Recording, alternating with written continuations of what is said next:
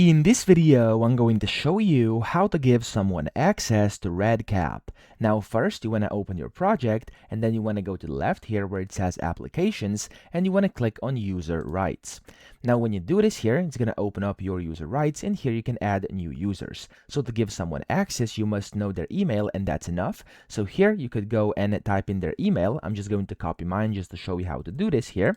And then when you do so, you want to click on Add with Custom Rights, and it's going to allow you to basically edit the custom rights you want to give them. And when you do so, click on Save Changes or Add, and that's going to basically add that person and you'll give them access. Or alternatively, you could also assign new user roles. So you can click on here, type in the email, and then you can just basically assign to role. And if you have any roles, you'll be able to see them over here and select them from the list. But if you don't, you can just create them over here. So for example, it could be like project manager, data entry person, etc. You can create one over here, give them custom permissions, and then assign people to those roles by typing in their emails over here and then adding a new user that way. Okay, so that's essentially how to give someone access. I hope this video helped you out. If it did, please subscribe to the channel and help me out as well.